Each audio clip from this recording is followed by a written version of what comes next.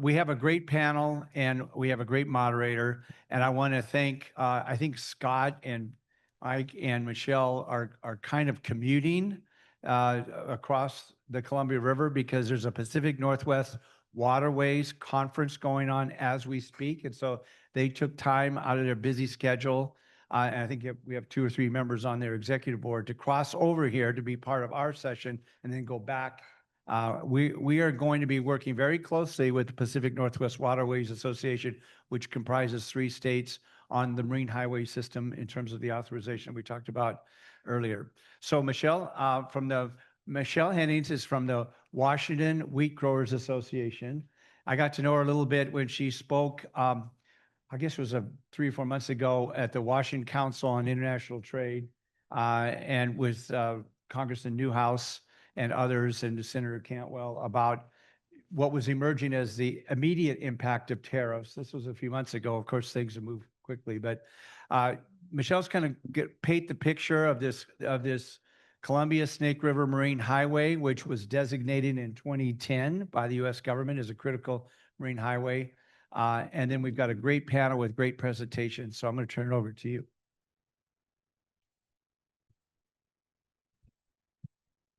Okay, I'm a little shorter, so I got to pull this down. Good afternoon. How is everybody today? You just ate, kind of sleepy? We got to wake up, right? Okay, I'm Michelle Hennings. I'm the executive director of the Washington Association of Wheat Growers. I'm also a farmer. I have wheat, cattle, and hay. So I've been working with the Wheat Growers for the Wheat Growers Association for 20 years now. This is my 20th anniversary this year. And I'm going to talk a little bit about Marine Highway 84. So it is, for us, wheat growers, 90% of our wheat is exported overseas. 90% of Oregon wheat is exported, and approximately 50% of Idaho wheat is exported.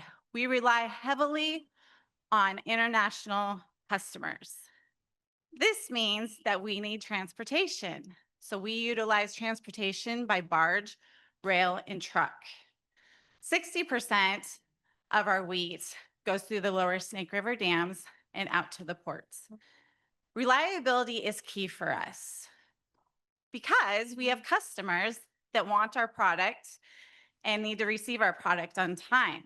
If we remove one portion of our transportation system, we will potentially lose our customers. There is competition out there. Competition from Australia.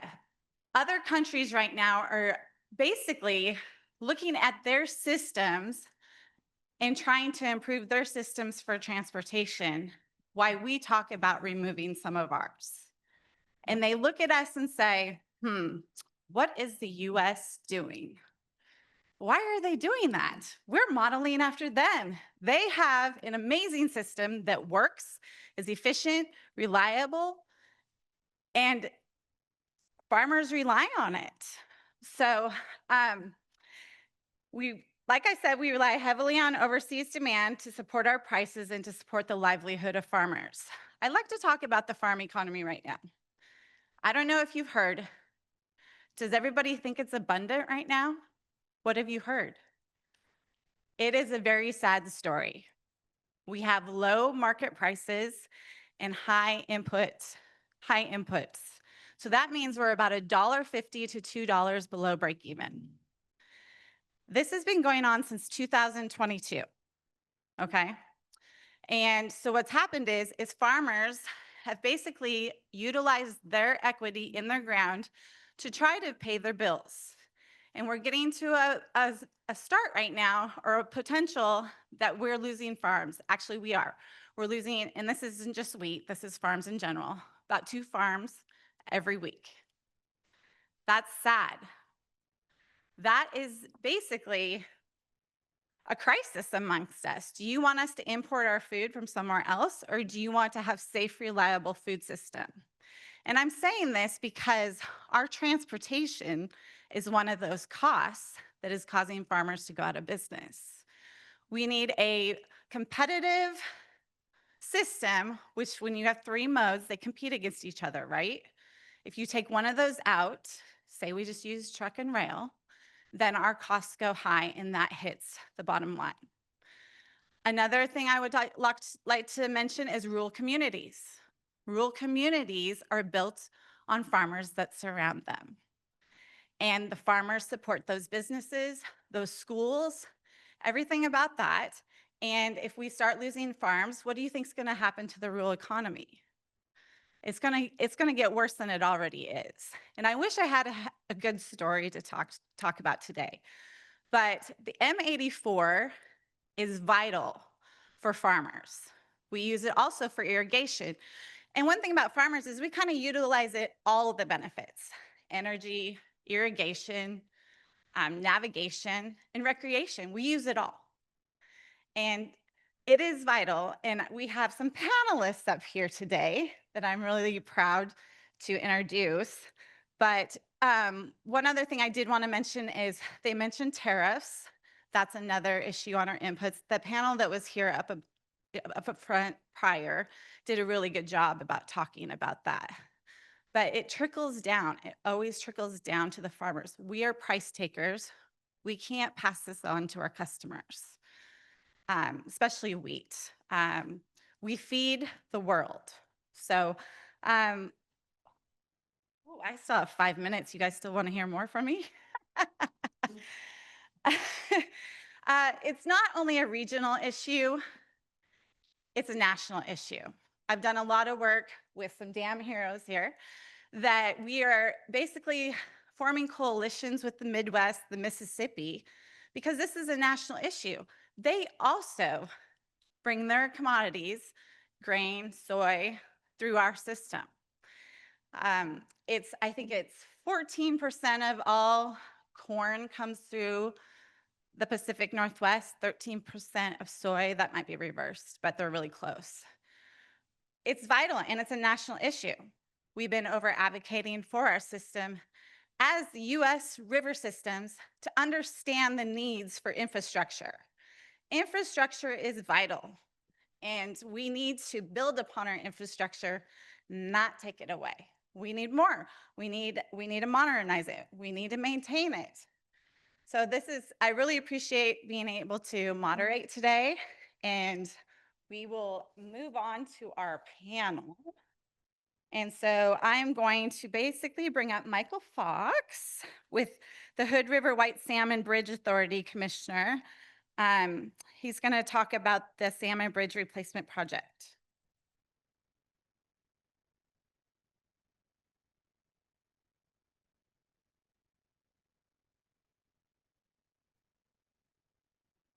Okay, if we could start the slide. Appreciate it. Oops. Oh, thank you.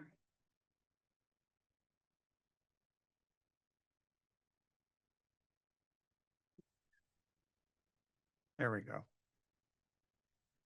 Well, we're here to talk to you about a really important local crossing across the Columbia River. We mentioned a little earlier that we talked about the giga projects, mega projects, and so on. Well, for us in this region that we're going to talk about, it's a major, major project to us because it's so important to our local community.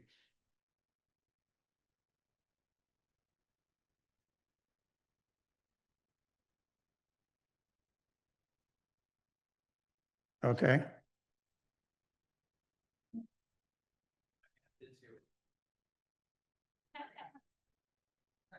That was magic. I didn't do it. Okay.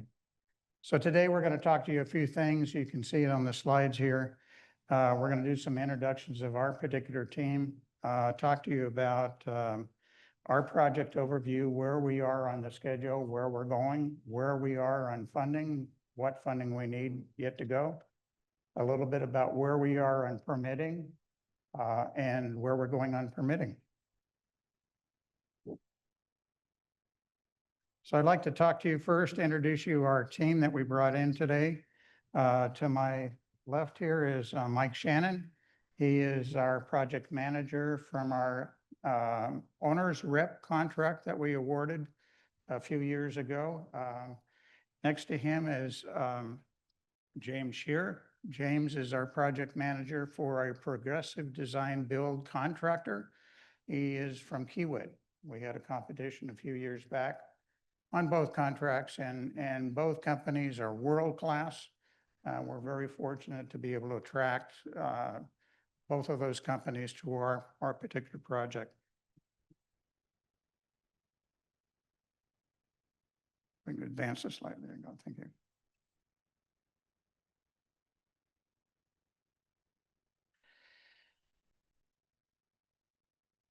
How many of you have been across our little bridge, the Hood River? I know you have, Senator. Yeah, as well. Yep. Our current bridge is old and it's at its end of life. It's owned by the Port of Hood River, so it's not state or federally owned. But they don't have the money to build a replacement. Both ODOT and WashDOT were approached several years ago saying, hey, would you like to take over this bridge? We'd love to give it to you. And would you build us a new bridge? Thank you very much. And to our surprise, they said, no, we're not interested. We have enough bridges. We have enough roadways. We have our own problems. We don't need to take on yours. We understand that. So what happened is our local community on both sides of the river from Oregon and Washington came together, and we said, if we can't get state or federal government to do it, we'll do it ourselves. So through legislation in both Oregon and Washington, there was a new governmental agency formed called the Hood River White Salmon Bridge Authority that is made up of 3 commissioners from Oregon, 3 commissioners from Washington, and then 3 alternates from both. And we are totally charged with raising money, doing the design, doing the construction, and opening the new bridge, operating the new bridge for as long as we've got it. And we're planning on a 75 to 100-year design life on the bridge. We're also committed to taking down the old bridge by itself as a major project. You go to the next slide.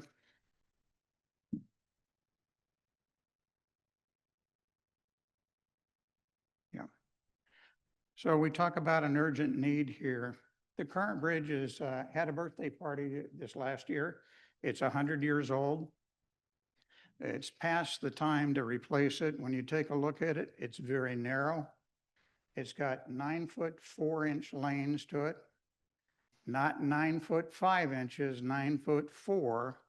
And if you go over the 4 inches, you're scraping the guardrails as you see in the bridge here. And one of the pictures that you see there is 2 semis locked up on the lift span. They wedged themselves in. They did a really good job at it. Now think of yourself, this was from the Oregon side about 3/4 of the way across the bridge. So it's roughly 3/4 of a mile. Now assume that you're sitting in that traffic and you happen to be pulling a trailer. Can you imagine yourself backing that trailer up 3/4 of a mile to get off the bridge? Because it took about 4 hours to get it unplugged. So that's just another example is, hey, it was a great bridge when it was built. It served our community needs back then. It no longer does. It's time to replace it. It's weight restricted, so we can no longer take full loads of goods across that bridge. We have a big fruit industry in our region, and we transverse that bridge with loaded bins going across to Bingen and empties coming back across. Well, going across to Bingen with a full load, it's 40,000 pound restricted now, so they can't take a full load. So they either have to go upriver 20 miles across the Dallas Bridge and then back down 20 miles, or they have to cut their load and make multiple trips. Both options are not good. It makes us less competitive in the world market, and it's time to get them a new bridge that services the industry. And that's not only fruit, that's also logging and other things in our particular region. Change the slide, please. When you take a look at us, this bridge is the only Columbia River crossing for 20 miles upstream or downstream. So we have the Bridge of the Gods downriver, about 20 miles, and we have the Dells Dam Bridge on the upriver side. So that's a 40-mile trip. It's a really, it's become more and more important to us locally. It's an emergency evacuation route in our region.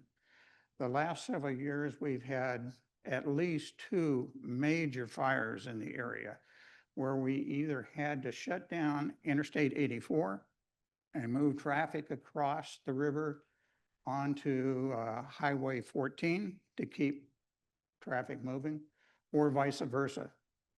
And what we see with the old bridge, as you can see, all you need is one accident on that bridge and it's out of service. So the new bridge we're going to be building will have a much different configuration. It will have 2 12-foot lanes, 2 4-foot buffers on either side of those 12-foot lanes before the guardrails. So in an absolute emergency condition, we could create 3 lanes of traffic to either get around a wreck, at least one direction, or in an evacuation, we could make 3 lanes going in one direction. Of course, we have some pinch points on both ends, which we'll have to work out in an emergency situation, but it's a lot better than have 2 very narrow lanes that are very prone to dropping. The other thing, on the other side of the barrier, we are going to have a 12-foot bicycle path and an 8-foot pedestrian path. And that's good for the local community and recreation and all of that. But in the event of a real emergency, we're designing it such that we can get an emergency rig across that side of the bridge. So we actually have a potential of 4 lanes going across that bridge if we really, really needed it. We hope we don't need it, but it will be there for us to draw upon if we need to. The other thing we're doing is we're widening the span on the channel, which helps barge traffic go through much more safely compared to what we've got today. If I could have the next slide, please.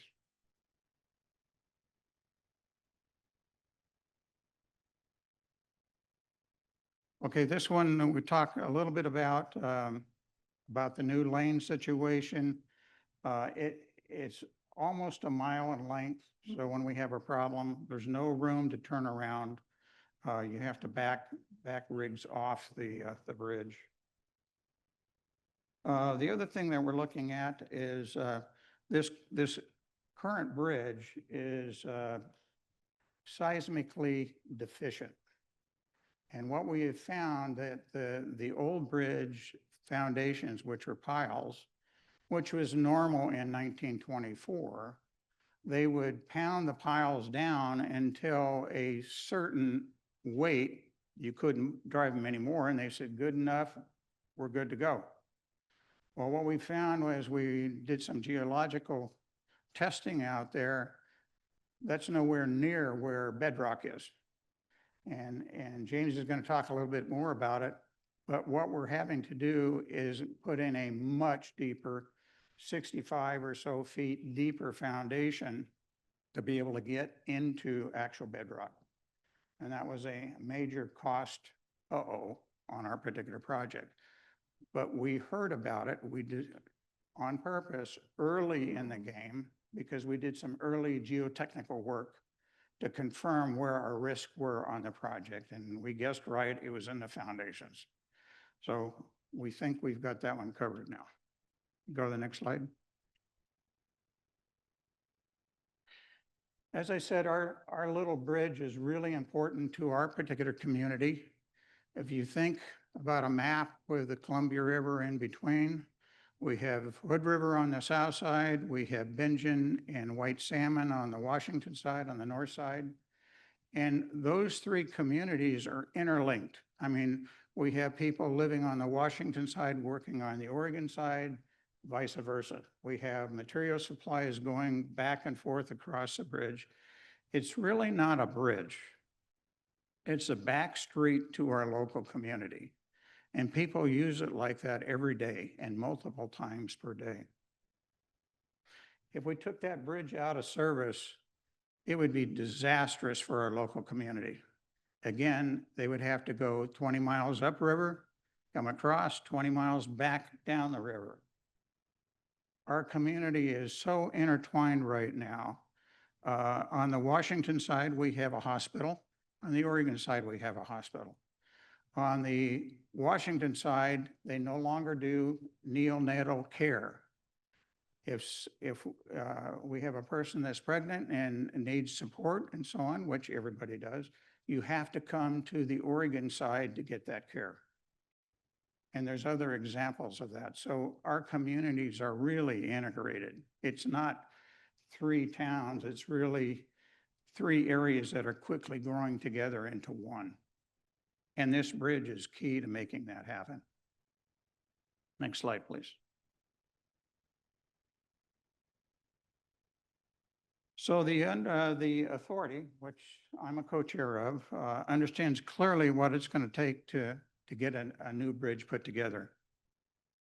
Our communities are aligned as to what we need the bridge to do for us. We don't have arguments in the community about 2 lanes, 3 lanes, 5 lanes, concrete, steel, black, green, whatever. That's not the issue. The major issue that we hear is, why is it taking you so long? Get it done. So that's our focus. This is a simple bridge, and our job over the last 4 or 5 years is to keep it simple. We developed early on an estimate and a funding plan and our contracting approach, selecting, as I said earlier, 2 world-class contractors to help us get this bridge built. Because as a local community, we knew we didn't have the expertise. We got to make sure that we attract the best. We got to manage them, but we got to attract the best. We've communicated early and often with our state and federal supporters, and we've had great support so far. I just got to tell you, in our funding plan for our particular project, 4 years ago, we set a target of $125 million grants from Oregon and Washington. And I'm just tickled pink to tell you this year we're done. Both states have agreed to the full $125 million and we're moving out. We've signed off on contracts to move into design. So Kiewit's actually progressing right now, and 20 months from now, they will be done with design and we can move into construction, assuming we have the funds. Just something we started something on our particular project. We put a countdown clock in our conference room. So as of today, we have 615 days and 3 hours to complete design. And then we'll reset the clock, assuming that we've got funding, and we'll put the clock there to open the new bridge. And then about 2 years later, we'll tear down the old bridge. Next slide, please. Now I'd like to turn it over to Mike Shannon, our project manager for HNTB, talk to you a little bit about our timelines.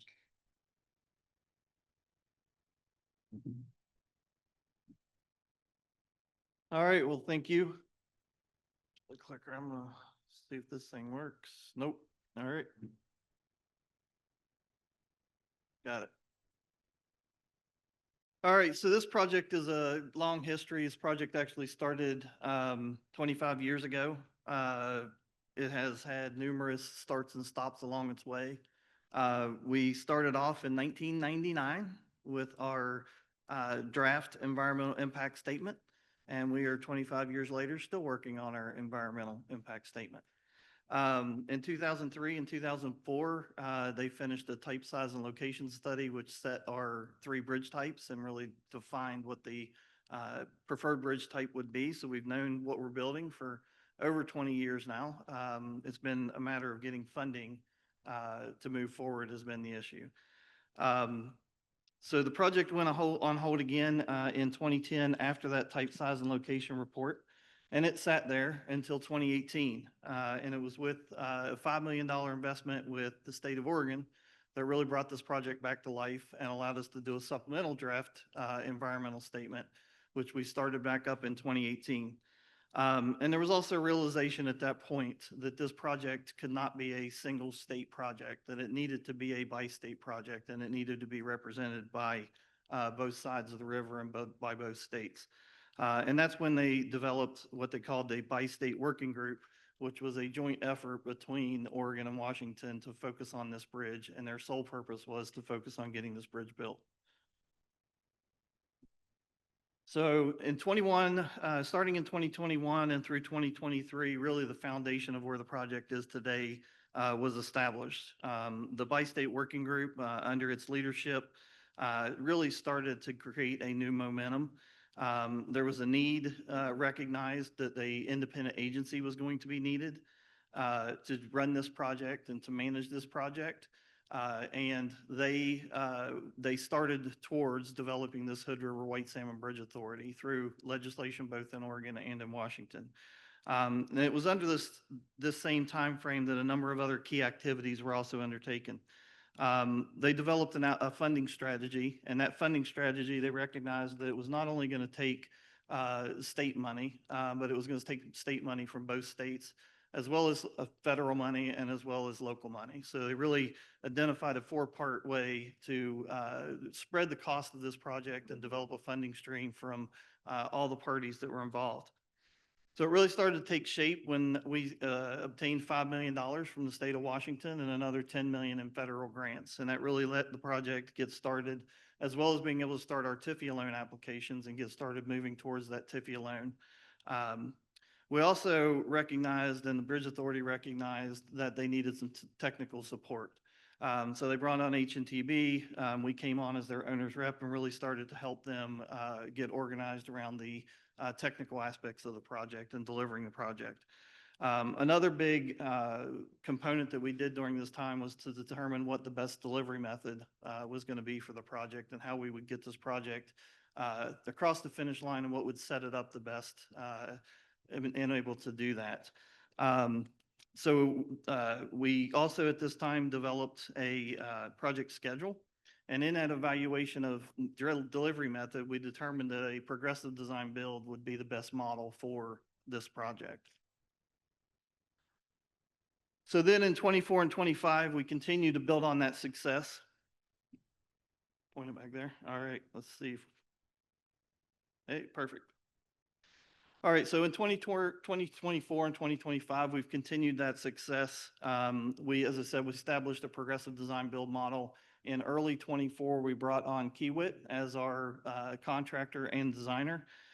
We also went through some other activities, which included obtaining our biological opinion, which was a big step towards moving the environmental process forward. We also were able to, we also identified and recognized a significant price increase on the project. That was mostly due to the foundation pieces that Mike spoke about, as well as some market changes nationally that we've seen on projects. But the project was able to pivot, continue to move forward, and look at value engineering options to reduce that cost back down. And James will talk a little more about those later. During this period of time, we also secured $200 million in an infra grant. We also received $8 million in congressional directed spending. And we also secured the $250 million from both states. So we're well on our way of over 50% funded for this project now. We also were able to get our initial credit rating from the loan agencies through TIFIA to say that we were credit worthy, which is a big step towards getting our TIFIA loan and securing that $105 million in local funding. We also moved into preliminary design and started towards a final design to be able to complete our design and get ready for construction. So during this time period between now and the end of this year, we're also hoping to finish our record of decision and also sign one of our first treaty MOAs with one of the 4 treaty tribes that are actually impacted by this project. So have really put that early money over the last 4 or 5 years into a solid progress. So to touch back on why progressive design build, one of the first things we did, like I said, was to evaluate how to deliver this project.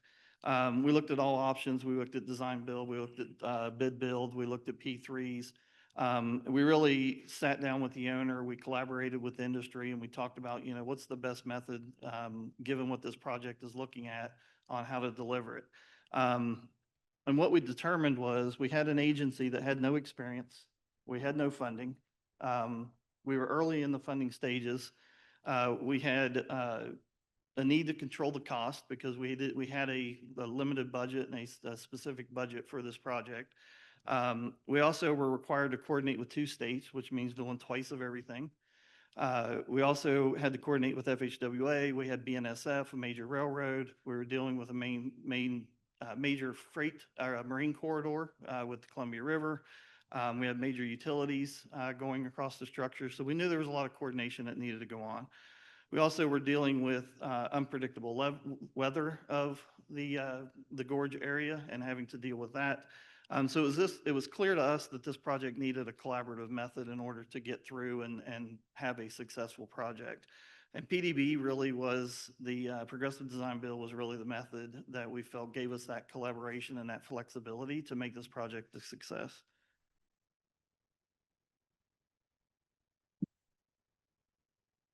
So as I said before on the funding, it was really a 4-prong approach. It was both states, federal government, and the locals to provide the funding. And as you can see, and as Mike stated, we've secured now our local funding, we've secured our state funding, and we've actually secured a big portion of our federal funding. And we're looking at the Bridge Investment Program as our final source of funding. The project's been rated highly effective for that funding. We also have passed the new screening process for the new administration and been given kind of the go-ahead that we meet the new administration's priorities for a project. So we're excited to have that application in, and we look forward maybe this year to hearing that we've got that bridge investment program that will let us continue to go forward.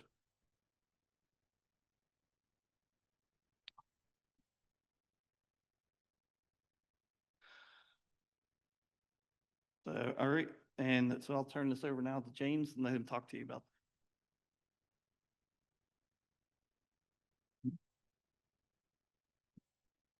Hey, good afternoon, everybody. My name is James Shear. I work for Kiewit. We're the designer and the builder for this bridge. So once Kiewit was on board early in 2024, the first thing that we needed to do was decide on the best bridge type to use. As Mike and Mike have alluded to, there was new geotechnical information that had been recently gathered, and it showed bedrock was much deeper than we thought it was back in 1923. Oh. So what you're looking at here is a graph. I assume that there's not very many geotechnical folks in the room. You're looking at, in 1923, there's a dotted line. That's where we thought bedrock was back then based off of the driving logs. But after we did some geotechnical analysis, you can see down at the bottom there is where actual bedrock was. So these foundations got a lot deeper. So this new information, in addition to the seismic and vessel collision requirements, so think about Baltimore, all of that substantially increased the size of the foundations. On top of that, the construction market was experiencing unprecedented inflation. Have you ever heard of bad news early is better than bad news late? I guess I'm that guy. So, but the good news is that this allowed us the ability to make some changes. So I'm going to show what we did here. So on the top there, you see the original 2011 bridge design, and to the untrained eye, the one down below probably looks a little bit similar, but So we evaluated a lot of different concepts, and we looked at the market conditions, and we looked at value engineering options, looked at labor, safety, environmental conditions. Hood River is one of the windiest places in the world, and they are a very good place to go windsurfing. So, that lends itself to certain bridge types are better in those conditions. The other thing is what type of materials were readily available in the area. Because of these considerations, we changed the bridge type from concrete to structural steel. With steel, we could increase the span lengths to 400 and 500 feet. And what this did was it eliminated 3 in-water foundations. So I talked about how the foundations got so much more expensive. So we were able to eliminate 3 of those expensive foundations. With further optimizations, So this eliminated 3 foundations, and each foundation had 4 or 6 9-foot diameter shafts that go down 180 feet to hit bedrock. With further optimizations, we've been able to reduce that, eliminating several more shafts, which is a really good thing for us. The longer spans and the use of structural steel allows for off-site fabrication in the Portland area, and the ease of movement by utilizing the Columbia River with the ability to move large, heavy pieces of material from fabricators in Portland up to Hood River. Off-site fabrication really helps improve safety by reducing work over the water. And the Columbia River also allows large equipment to be mobilized efficiently, as I'll talk about in a minute. So what you're looking at here is a comparison between the 2011 and 2024 design. So this slide illustrates the increase in shaft quantities and due to the deeper bedrock as well as the additional seismic and ship impact requirements. All of this resulted in an increase in shaft diameter and length. As you can see, the concrete quantity went from basically 4,000 cubic yards to 12,000 cubic yards. So there's that quantity increase, and then you have the increase in the material prices on top of that. But all of this allowed us to make some optimizations. And you can see we eliminated 3 piers. We went to consistent 9-foot diameter shafts. And then the longer steel spans can be fabricated off-site in longer pieces. Due to the collaborative nature of the progressive design build contract model, these optimizations were able to be made very early in the design process. Collaboration with the owner and the stakeholders allowed us for decisions to be made early and where you get the biggest bang for your buck. We recognize that funding is an issue on this project, and we continue to look for ways to save time and money. So now I'm going to shift gears just a little bit and discuss the importance of the Columbia River to this bridge project and the unique opportunity that we have. Kiewit has an extensive marine fleet based up in Seattle, Washington, and we can leverage that equipment and material all along the West Coast. We have projects from Alaska into British Columbia, as well as one just south of here. You can see the picture of on the Abernathy Bridge on the Willamette. And that's some of the large equipment that I'm talking about that's easily movable up and down the West Coast. So in addition to our Kiewit's marine fleet, we have good working relationships with all of the companies and maritime companies and fabricators in this region. All of this allows us to be safe and efficient movement of material with less user impact. Imagine trying to move some of this stuff up and down the freeway. The water is a lot better way. So with that, I'm going to turn it back over to Mike.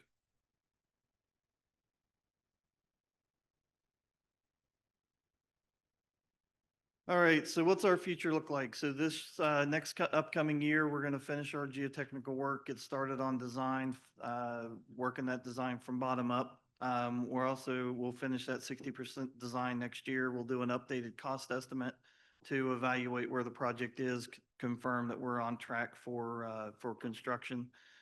So 2027 is our key year. That's where we'll finish design, and with securement of the rest of the funding in 2026, we'll be able to move into construction in 2027 and get started moving this project really forward. So We're excited to do that, and we're hoping that in 2028 we'll be well under construction, and that all of you will be out in March of 2031 to help us open the bridge and celebrate a bridge opening.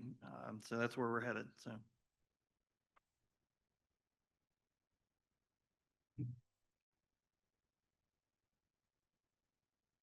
By the way, that 2031 date, my challenge is to bring that back by 6 months. So we'll see. To kind of close out, I hope you see and you've learned that we think we've got our act together on this project. We think we've got it structured right. We've got the right contractors. We have the right contract scheme, being a progressive design build. What wasn't mentioned, what I really wanted to do with the progressive design build is get the contractor, the construction contractor involved in design. Because if you've done projects, what you typically see, you have a designer, then the contractor shows up, and then you spend a whole bunch of time redesigning because the contractor doesn't want to build it that way. Well, we've eliminated that, and I've had discussions with Kiewit since they were involved all along. I expect no changes on the contract outside of their control. So we'll see. We'll see how that works. But anyway, I hope you see that we're organized, we're ready to go. We also heard from a discussion we had, I think, with Bruce early on, that he said, Fox, I heard you guys had lost all your funding and your project was dead, and what's going on? Well, we're not dead. We haven't lost all of our funding. As you can see, we're kicking butt, and we're going to build our local community a desperately needed new bridge.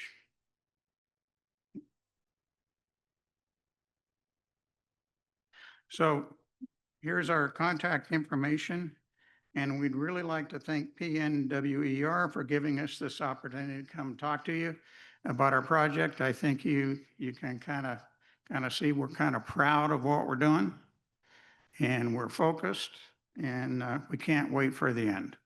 We'll go build something else later. Thank you.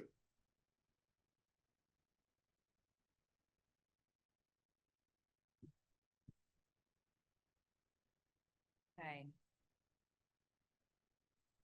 They're getting me all ready here with my slideshow. I'm Jennifer Riddle with Tidewater Transportation and Terminals. I'm so excited to be here today. Thank you to the PNWER for inviting me.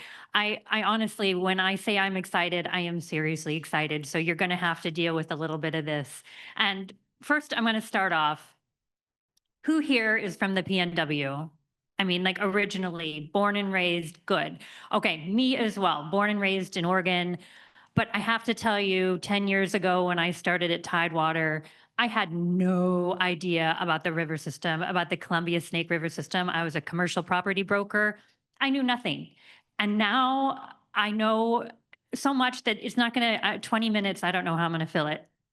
But I wanted to start by giving a little history lesson. And I'm not going to go back to the Ice Age, although I really want to, because about 16,000 years ago, 50 plus floods came ripping through this whole area. It was called the Missoula floods. So go home, Google it, learn more about how this region became this region, which is just has feet of amazing soil, has great basalt cliffs. It's just amazing what those floods did.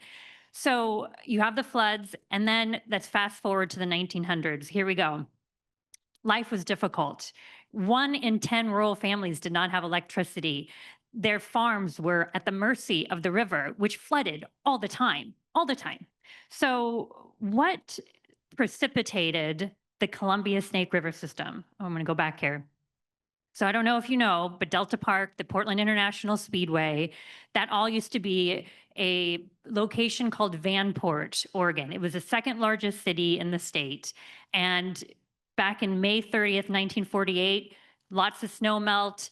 It was warm, heavy spring rains. We had a huge flood. And it didn't just happen here, although the entire city was wiped off the map. It happened in British Columbia. It happened in tributaries along Washington and Oregon. And in the United States, they were like, what are we going to do to prevent this from happening again? And what can we do to harness the power of the river system?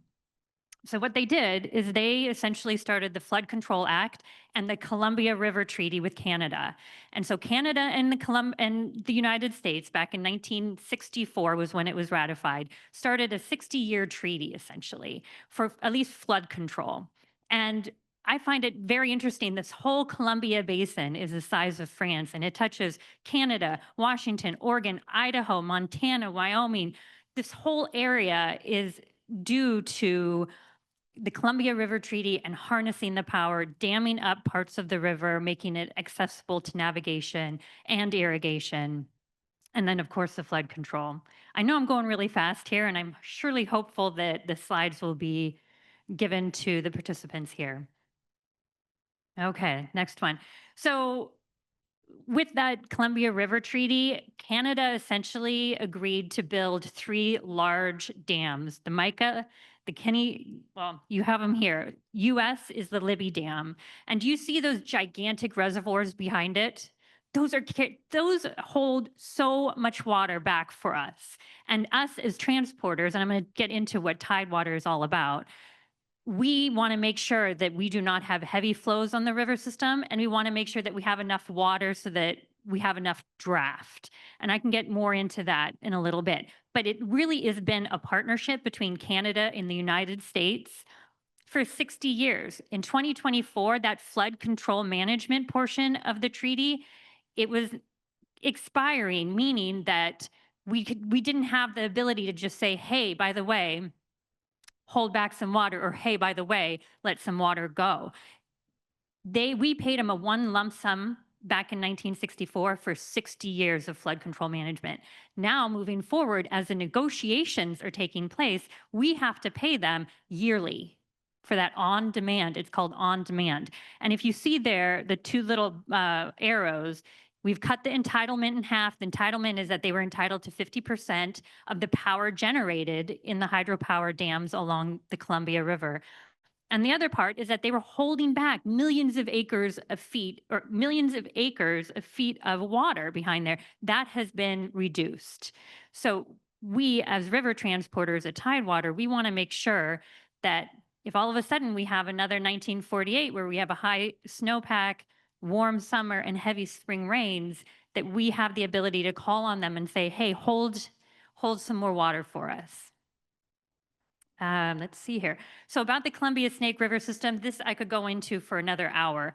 But essentially, from Astoria to the I-5 bridge is 43 feet deep draft. That's where you get those big Panamax and Supramax ships that come in. 43 feet. After I-5, 14 feet. That's the inland portion. That's what Tidewater works on primarily. 14 feet. Huge difference, right? So all of that is a channel maintained by the federal government, from Astoria all the way to Lewiston, Idaho. Scott's going to talk more about the Lewiston, Idaho and the port there. It essentially 40 million tons, $26 billion worth of commerce and cargo go through this system every year. Oh, and I think we did say it. Yeah, the little factoid is that we're number 1 in US wheat exports in the country, but globally, the number 3 in the world. This area right here is the number 1 wheat exporter. So we talked about a little bit earlier, Michelle did, we have 5 federally authorized benefits of those dams. You have the hydropower, which Scott's going to get into. We have the navigation and the transportation, which is what I'm going to get into. Irrigation, 5.1 million acres of high valued produce is being irrigated by the reservoirs behind those dams. That's huge. I was in Germany last year. I picked up a Honeycrisp that said Washington on it. Like when we say we feed the world, we literally do. Flood risk management, same thing. We now have that ability to, of course, work with Canada, but we also have a little bit of flood management in our own system. And recreation, fishing, boating in the reservoirs behind the dams. Okay, what is so cool about our system is that there is room to grow. Look at that. That does not look like traffic on the river system right here. There is not one more lane, there is not one more track that needs to be built in order to put more freight on our river system.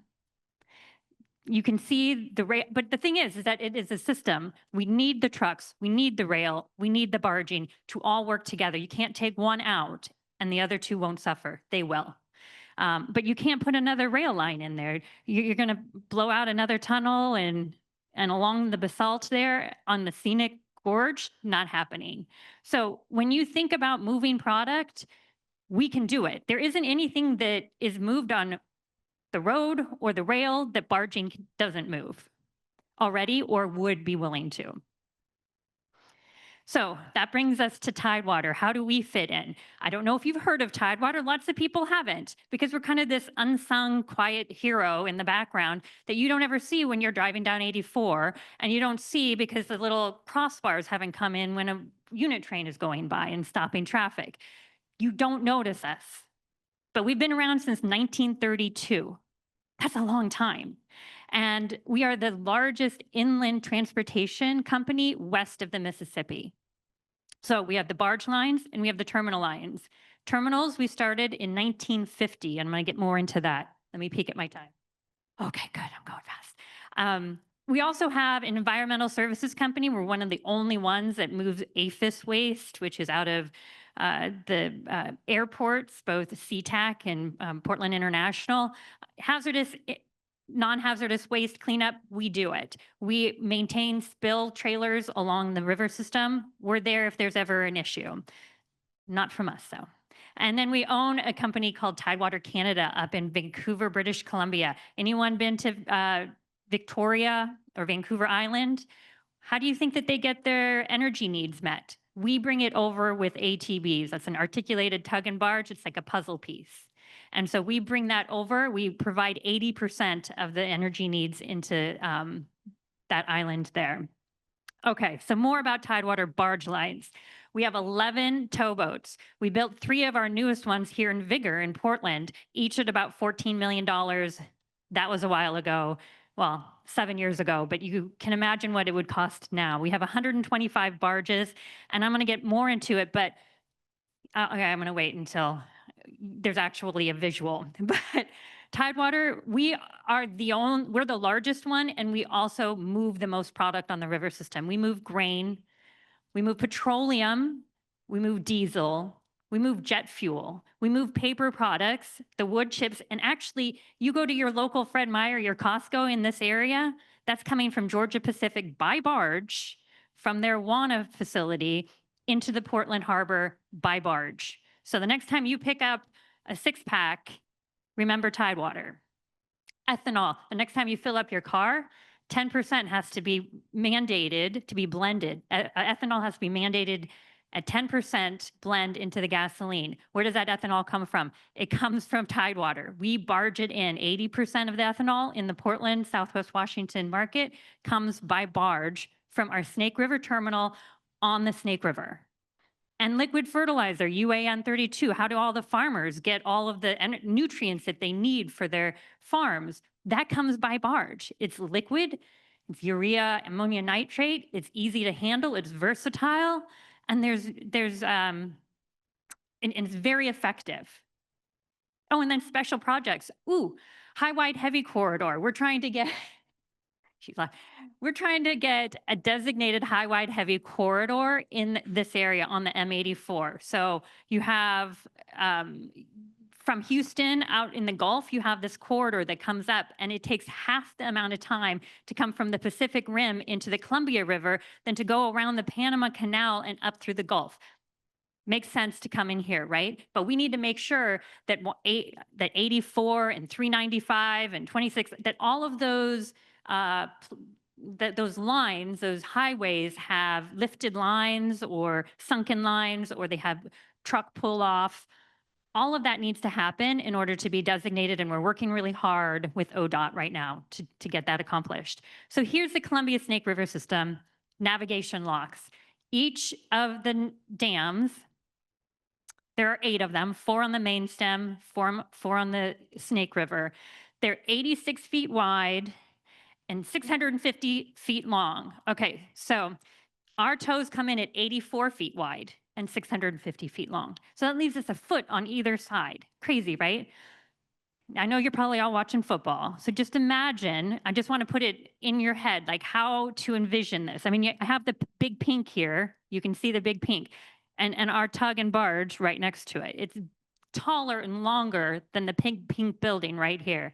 But another way to look at it is if you're on a goalpost at the end zone and you're looking at the other goalpost, now just imagine it, and then you have a whole nother football field.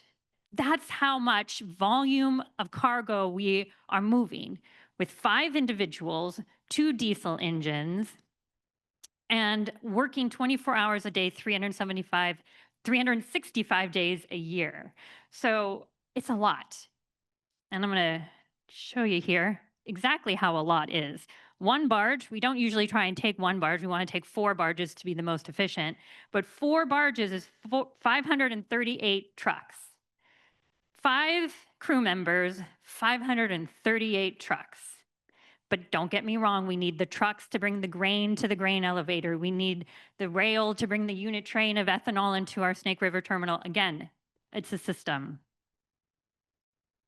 Okay, good. Energy efficiency. We are the most energy efficient than any of the other modes of transportation. You can see here on 1 gallon, moving a ton mile, 675 miles. With 1 gallon of gas, we can move 1 ton, compared to truck freight, 151. And if you look here at the trend, you can see that our trend is going up. Our engines are getting better. We're using different kinds of fuel. And unfortunately, rail and truck, they're not really maintaining that same trend trajectory. So a little bit about, so I talked about Tidewater barge. Now I'd like to talk about Tidewater terminals. And we have 5 of them along the river system. I know you only see 4 little circles here, and the 4th one is over by Lewiston, Idaho, but it's owned and operated by a different company right now. So Vancouver, Washington is where we have our headquarters and our container business. Okay, wait. There was actually something that was supposed to come up here, but oh well. Vancouver, Washington, headquarters. We have a tank farm there, but more importantly, we have a container yard there. All of Clark County's municipal solid waste, all of their garbage is getting compacted into containers and put on a barge. When I first started at Tidewater 10 years ago, they had 2, maybe 3 a week. Now we're at 5 steady. That's how much we have grown in Clark County and how important it is. We take 31,000 trucks off the congested I-84 corridor. That's a big deal. Can we do more? Absolutely. Can we do Portland's? Heck yeah. So I mean, the thing is that the actual landfills are the ones that are still usable are on the east side of the Cascade Mountains. So that's why barging would be a good thing. When we talk about petroleum, I get really jazzed up about petroleum. I know this sounds crazy, but how many refineries do we have in the state of Washington? Anybody know? We actually have 5. Good guess, Bruce, though. Good guess. Anybody have any idea how many refineries we have in the state of Oregon? 0. Good job. 0. How many in Idaho? 0. Exactly. How many in Montana? 4. Good job back there. And how many in Utah? 5.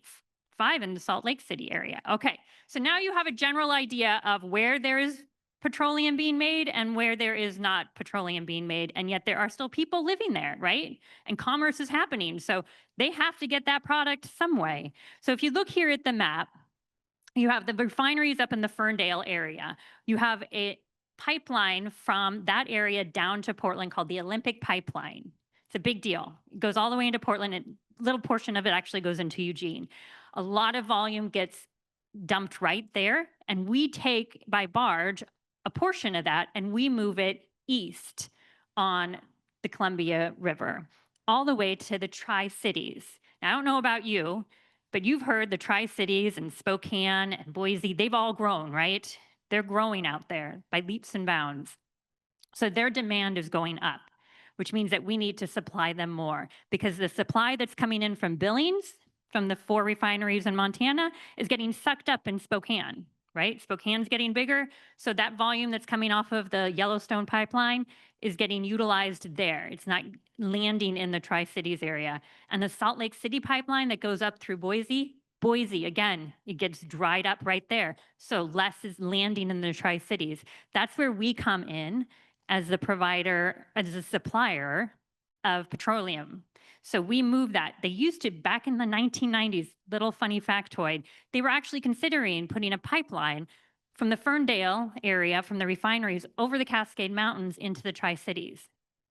But then someone thought, it's not a good idea probably to put a pipeline over an active volcano range. So they stopped that idea. And again, barging became the solution. So the product comes down the Olympic pipeline, we take it there, we move it east, and that's where it gets distributed from our terminal there.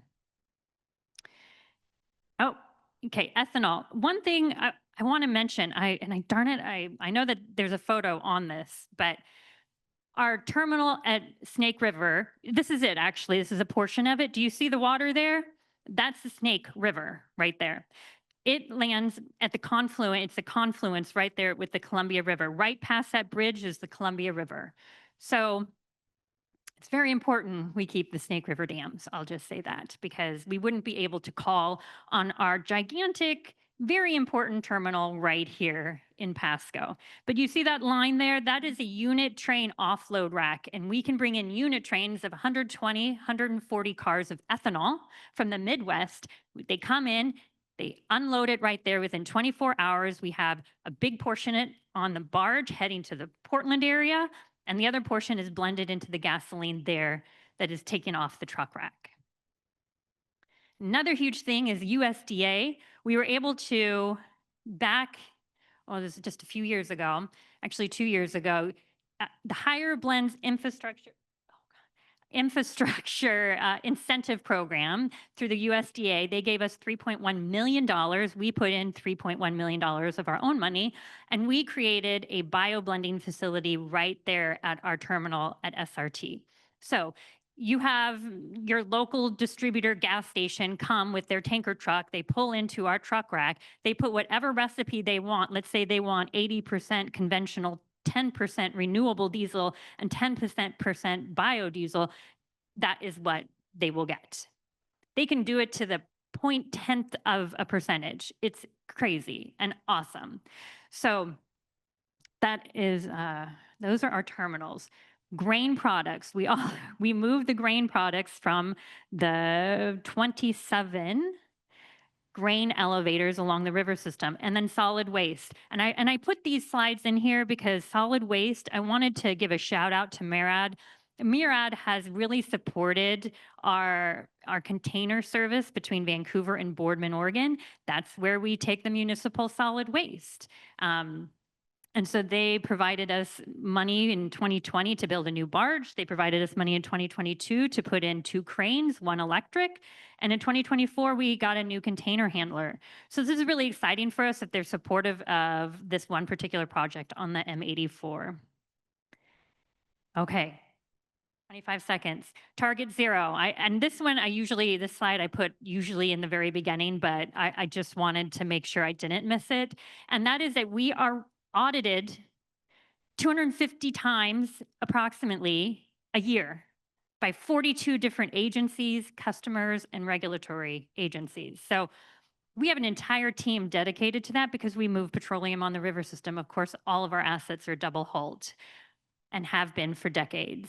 But we do it in a safe, environmentally friendly manner. Again, we have spill trailers along the entire length of the river system, and we train yearly. I'm part of that training as their PIO. We have spill training every year. Now, that finishes up with some of our long-standing relationships. All of these individuals have been our customers for decades. There we go. Over a minute. Sorry.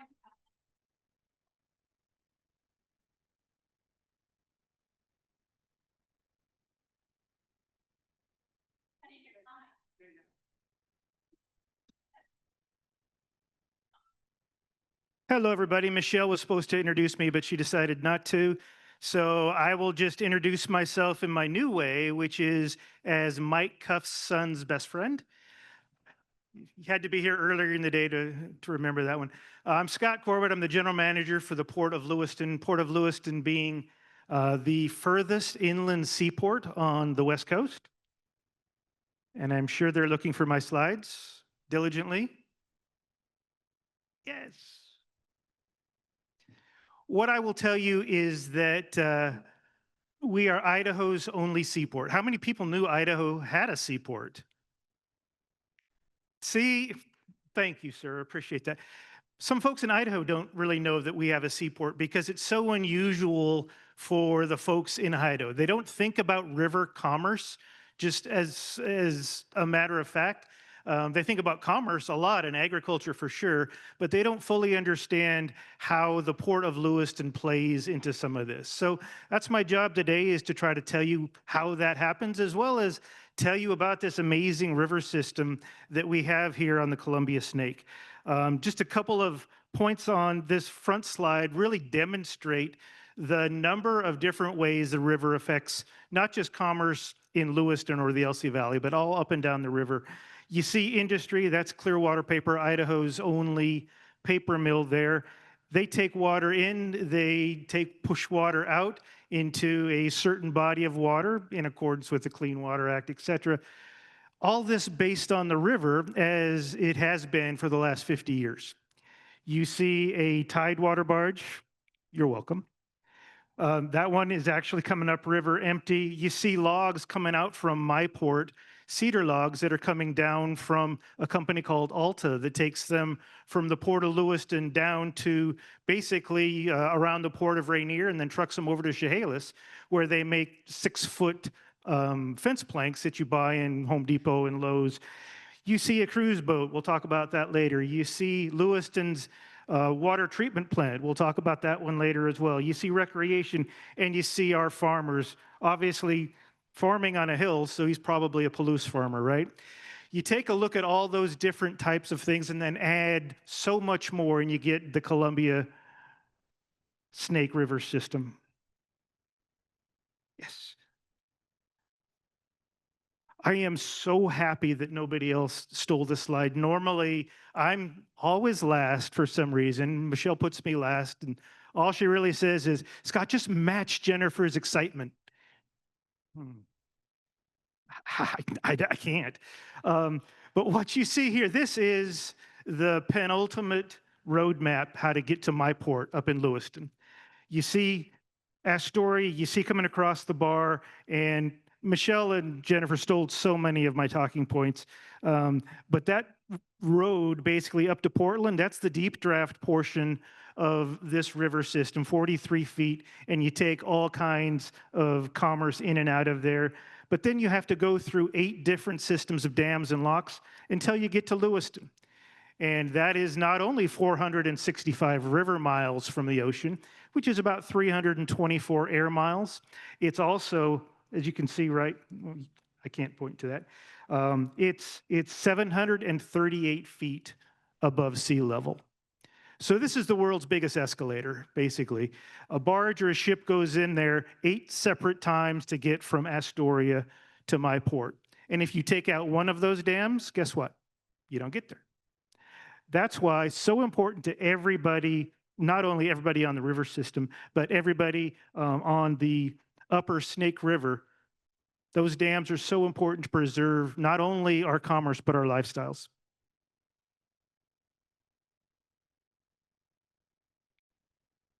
These dams, in their total, have been around since at least 1975. In 1975, Lower Granite Dam, which is about 28 miles downriver from Lewiston, went in as the last of these dams and locks. And at that point, river commerce was created for the entire length of Marine Highway M84, which includes all the way up to the Port of Lewiston. Senator Jim Risch put into the congressional record last March on the 50th anniversary of river commerce some very nice words about the Port of Lewiston.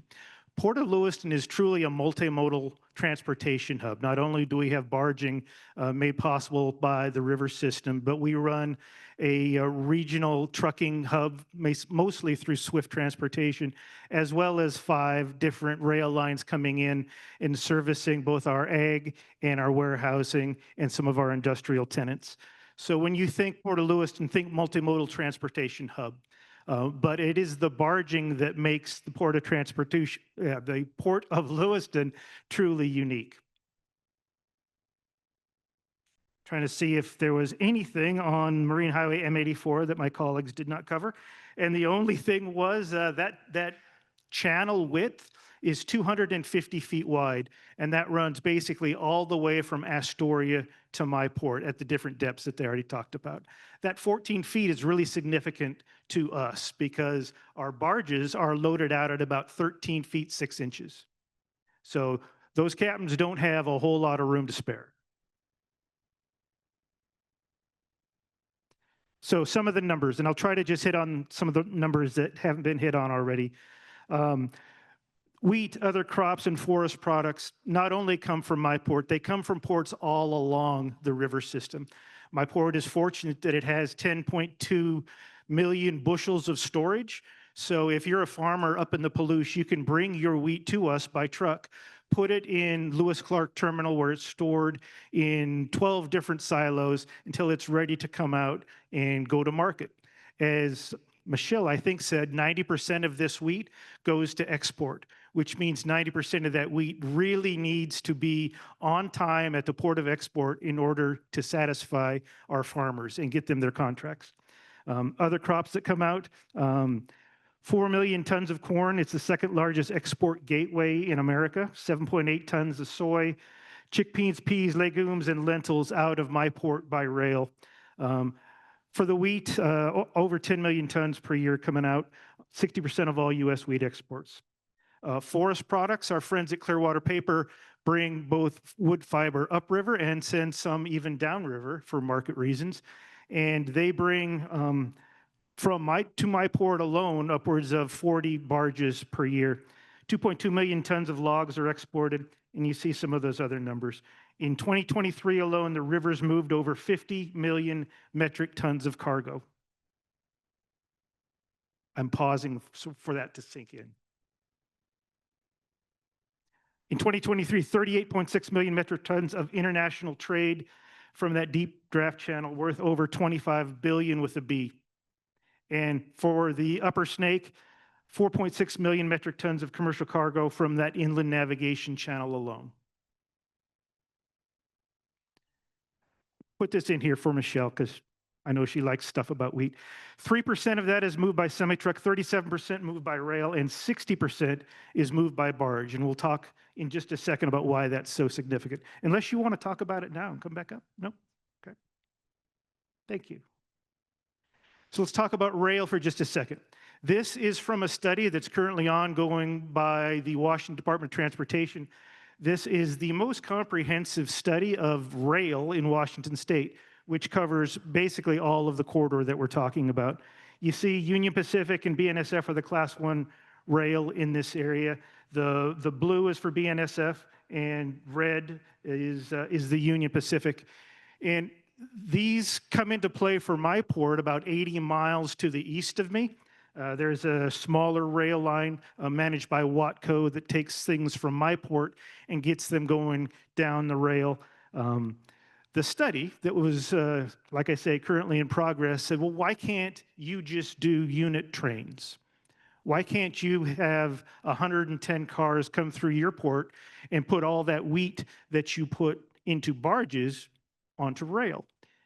And then I said, well, why don't you tell me? And so they did a study, and that study basically wiped out my entire port, but put a loop all the way around so that they could run 110 cars around and still go underneath a not yet built facility that would likely cost $60 million to build. And at that point, that unit train would be able to come into Lewiston and be loaded by all this wheat that we see coming down from the Palouse. So it's either do the unit train and don't have a port, or run the barges at a lower cost at better environmental conditions with more reliability. Speaking of cruise boats, we are the newest cruise boat facility on the river. We just opened up our cruise boat facility in April of this year. We've run about 30 cruise boats through there this year. We plan to have about 50 to 60 through next year. Our partner in this is what you see right there, that big white boat, American Cruise Lines. We have a public-private partnership where we spent about $2.5 million and built up the upland improvements. They built the dock and everything over the water, and we have a cruise boat facility. It's an amazing opportunity. Tourism is a new book of business for my port. We're a little late to that game. Most other ports have a tourism piece. Now we do, and we're looking to enhance that and build on that. What you see, the gentleman in the jacket is Congressman Fulcher, who is a huge proponent and fan of our port. He was out at our groundbreaking ceremony, and you see our facility there with a couple of the boats, the American Jazz and the American West. It is a brand new opportunity for our part of the world to bring 30,000 plus tourists from all over the world, and hopefully they're very willing and able to spend their money. We estimate about $16 million of economic input every year into Lewiston and Nez Perce County from this activity. So, other benefits, and I am truly not the subject matter expert on hydropower irrigation, but I will say, once you start to look at hydropower, you're looking at, some would say, the power folks would say, the most important reason for being of these dams. We have seen different peaks and valleys of power needs for our Northwest grid in the last couple of years. And without what power those LSRDs, those lower Snake River dams, can provide, we would have had brownouts and blackouts. We're not there yet with nuclear.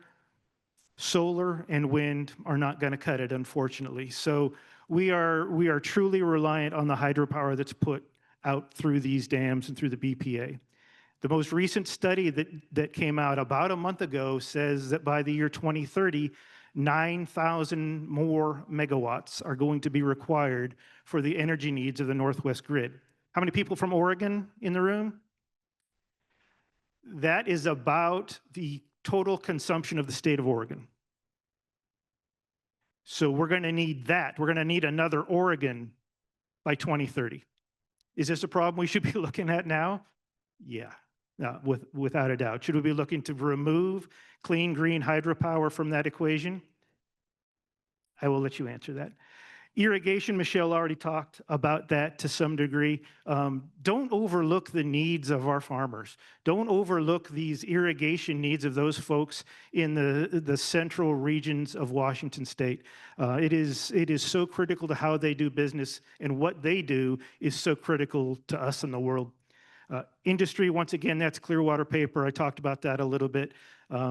This is a need that gets totally overlooked by the folks who are looking to remove our lower Snake River dams.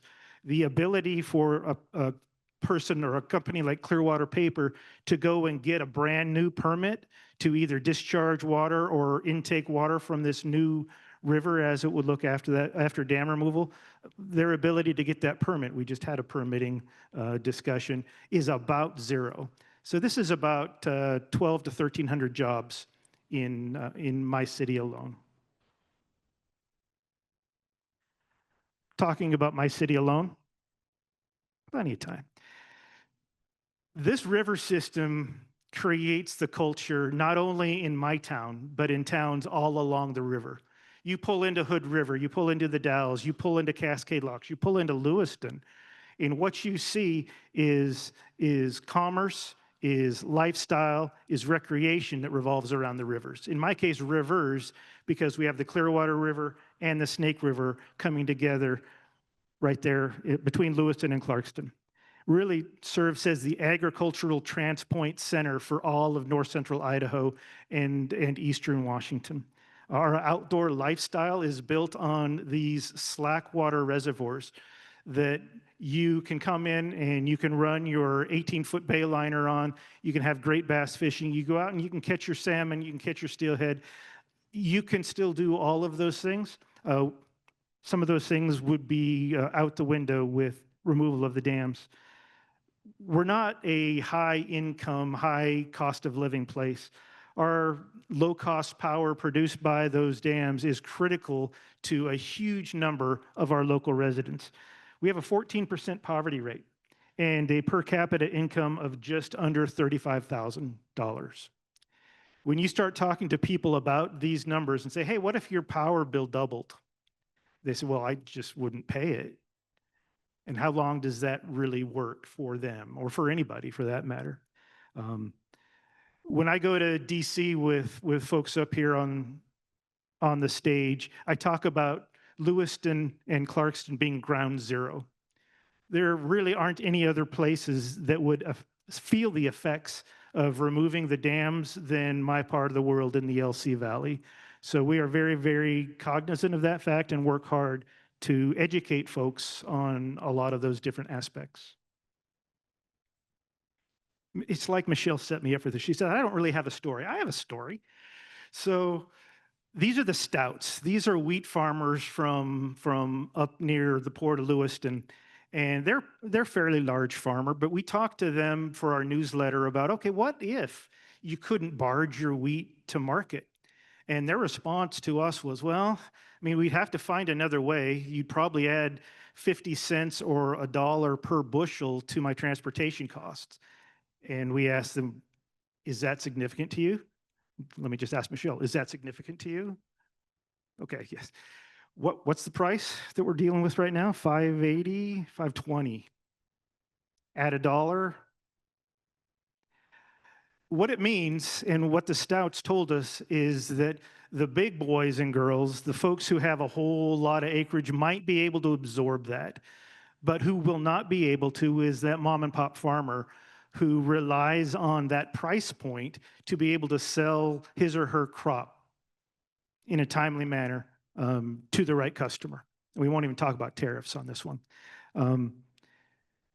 So those dams, once again, the Stouts are reliant on them to be able to do what they need to do to raise and maintain their livelihood. Infrastructure. This is the water treatment plant for Lewiston, Idaho. We just spent about $100 million on this infrastructure, and it takes water and it discharges water in accordance with all of the environmental regulations based on the current state of the river. If we were to remove the lower Snake River dams, that current state of the river goes from a river that's maybe 75 meters wide to one that in places would be maybe 20 feet wide. The intakes and the water outlets for all of this system would either have to be re-engineered, redesigned, or completely done again. And guess whose municipality doesn't have another $100 million? That's us. So this matters. This matters to business, this matters to industry, this matters to municipalities. Jennifer already stole that. Oh, but this is a good one. My communications manager, Mary, did this one. This is that barge you saw in my opening slide. It's moving cedar logs down from my port down to Chehalis, basically. 180 log trucks per barge. This is 180 log trucks. And without this particular barge, you're running 180 for that and 5,400 log trucks per year on highways that are not ready for that. If you can even find drivers for those trucks, as we're in a bit of a shortage. What happens environmentally? For sure.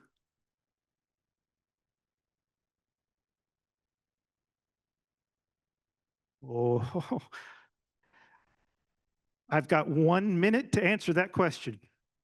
I will tell you, sir, it's a very complicated question. It has become very political. It has swayed with the wind between the prior administration and the current administration. Prior administration was basically in favor of removing the dams and supporting a group called the Six Sovereigns, who are made up of the states of Washington and Oregon and then 4 Native American tribes. The Trump administration has come in and reversed that support. So the current state of things, the 6 sovereigns have filed a motion to go back to court. And on the 20th of October, they're going to file a justification for a motion for injunctive relief based on some theory that we haven't heard yet, and basically run a motion process through the end of March or early April. Yes, sir. I will, yes, I will tell you there is a lot of passion from Native American tribes about salmon, and there's some differences of opinions about numbers of salmon and whether or not salmon have been impacted by the dams and whether or not the dams actually have caused a reduction in the numbers of salmon that have come back. And it's interesting because there is a disagreement about the science of this issue. And normally we'd say, well, it's science. It's either yes or it's no. In this case, we have different versions of science. So it's kind of like anything else. What is the truth? Yeah. We could talk a long time about this if you, yeah. Nope, you're not missing a thing. I will just say 1.25 million tons of CO2 would be the result if we were moving those barge goods by truck and rail. And I think this is my last substantive slide. Did I beat you? Oh, okay. Anyway, groundwater. If you go from that 75-meter wide river to a 20-foot river, our aquifer that supports my town and the valley is called the Lower Granite Dam groundwater and the Grand Ronde Aquifer. And that is recharged by the water that's in the river. And it's recharged over an expanse. And if you go from here to here, the river's ability to recharge itself is going to be, let's just say, very different. The pictures you see at the bottom were from a drawdown experiment from 1992 that the Army Corps did. And they just wanted to see what would happen if you went back to the natural state of the river that hadn't been in place since 75. And what you saw was dead fish and a lot of dry mud and cracking and infrastructure that started to erode basically immediately when that water got down that low. Thank you.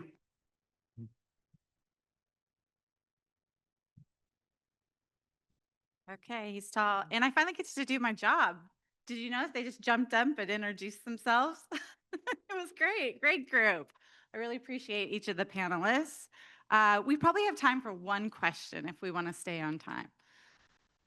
2 questions. Okay. Do we need a microphone?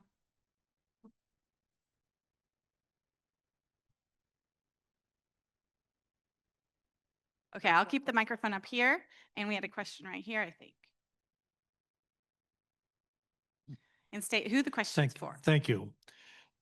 My question is going to throw you a little curve maybe, but has there been any study on what the additional cost would happen?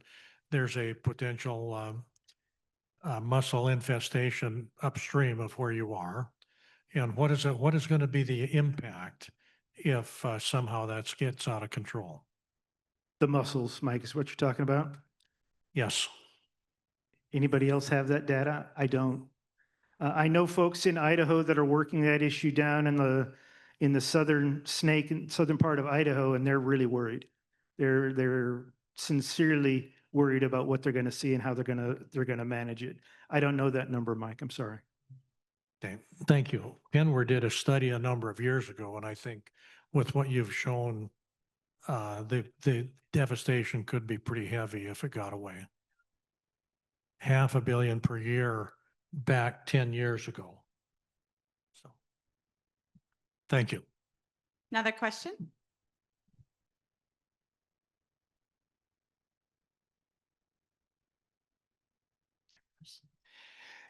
It's nice that Penware is hosting a panel about this subject.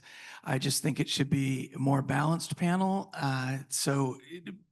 One thing, I'm not an expert on all these issues, but I think it's confusing when you conflate I can't remember how many millions tons per year. You talked about flowing in the system. If you conflate that with what goes on the Columbia and what goes on the Snake, I appreciated this slide that was 2.4 million tons of wheat.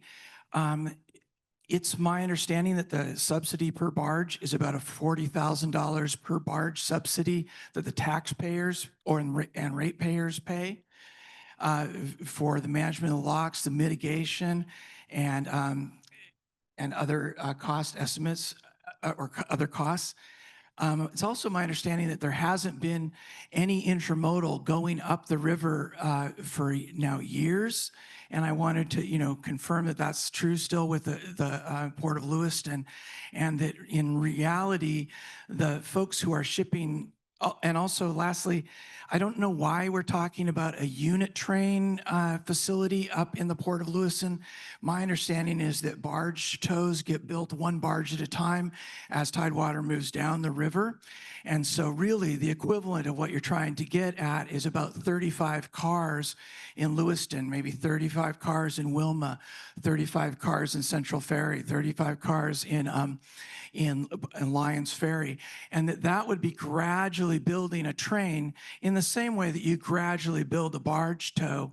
So I think if we're going to have a reality-based conversation about this, I think we should have more reality-based conversations about this.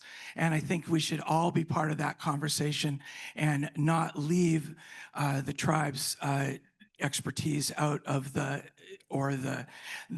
irrigation expertise or the energy expertise that are differing from your perspective. They shouldn't be outside of this. Otherwise, it just doesn't make any sense. Right? It doesn't make any sense unless you know that the irrigation happens only at the bottom fourth of the river, and that Ice Harbor Dam is the most important place. And there are studies that people know how much it would cost to replace that irrigation. It's not cheap. It would cost money. And that there's a difference between wild salmon and hatchery salmon in terms of the returns and the genes, et cetera. And that the train system is actually quite robust and has a lot of potential to fill the gaps in this situation. So I would just encourage Penware to have a more balanced panel next time. Thank you. May I answer? You say that you would have preferred us to be more engaged in reality. I would say that we absolutely have been. And the numbers that we provided were, in fact, numbers that are based in fact. I will say that, yes, there are commodities that run up the river to my port. So the reality is that still does continue to this day. I'm trying to remember all of your different other questions. I think we all did talk about the irrigation in that central part of the river system being where irrigation was truly at issue. So once again, reality. What were your other questions?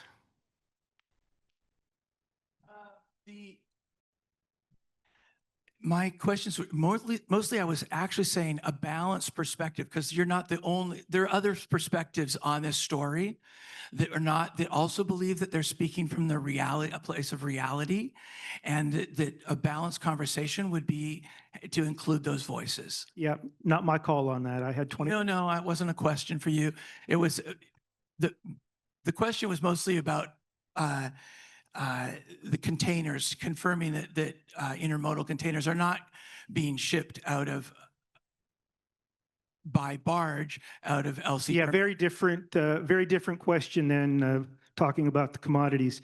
The containers no longer do move upriver. Since 2015, there was a strike at the Port of Portland's container yard. And since that point, that has not been a line of business that comes all the way up the port. That potentially is changing. There's a number of different steamship companies that have been looking to get that business up and running again. Okay. Well, I think that concludes our panel. I really would like to give all these excellent panelists a round of applause. Lots of information, good information. Thank you.